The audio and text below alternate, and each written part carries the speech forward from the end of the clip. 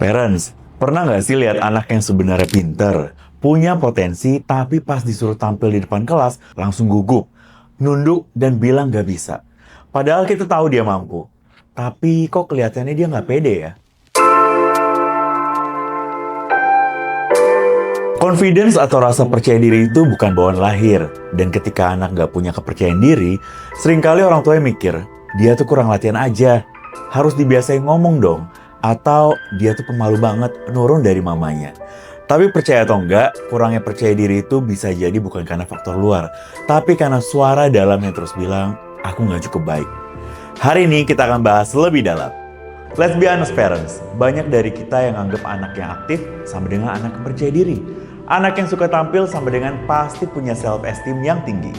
Padahal, percaya diri itu bukan soal seberapa keras suara anak di depan umum, tapi seberapa kuat dia merasa berharga meskipun dia gagal.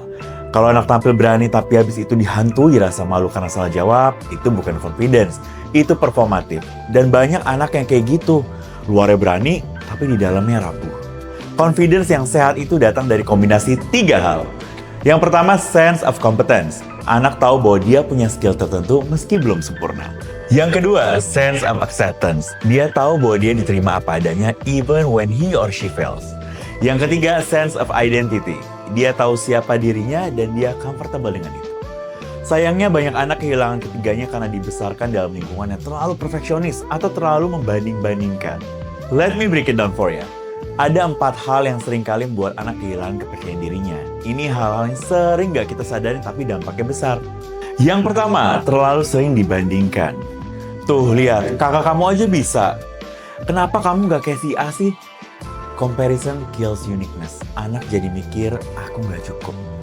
Yang kedua, hanya dihargai saat berprestasi. Waktu ranking 1 dipuji habis-habisan. Tapi waktu nilai turun, didiemin atau malah dimarahin. This builds conditional self-worth. Anak percaya, aku hanya berharga kalau aku berhasil. Yang ketiga, gak pernah diajarin mengatasi kegagalan. Anak jatuh, langsung dibantuin. Anak salah, langsung dikoreksi. Dia gak pernah belajar bahwa gagal itu normal dan bisa dipelajari. Yang keempat, kritik yang menyasar identitas bukan tindakan. Kamu tuh emang males. Dari dulu kamu gitu terus. This kind of comment hits deep.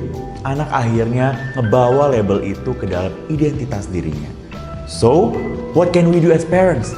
Pertama, berhenti membuat prestasi jadi satu-satunya validasi. Berikan pujian pada proses. Contohnya, Papa lihat kamu usaha banget ya ngerjain tugas itu. Atau, I'm proud of how you tried, bukan hasilnya. Kedua, bangun ruang aman untuk gagal. Boleh kok anak salah, yang penting dia belajar dari sana.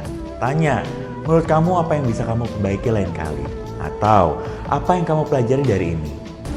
Ketiga, ajak anak mengenal dirinya, mulai dari minat, kekuatan, dan cara dia belajar.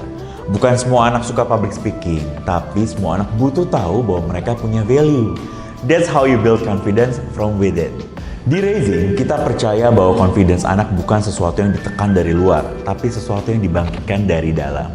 Makanya semua program coaching dan training di sini selalu dimulai dari kenali kepribadian anak, temukan keunikan cara belajar mereka, bangun mindset yang sehat tentang gagal dan sukses. Dengan pendekatan seperti ini, anak gak cuma jadi berani tampil, tapi mereka punya alasan kenapa mereka layak tampil. They don't perform out of fear, they show up with clarity and security. Parents, percaya diri itu bukan sekedar berani tampil, itu tentang bagaimana anak memandang dirinya.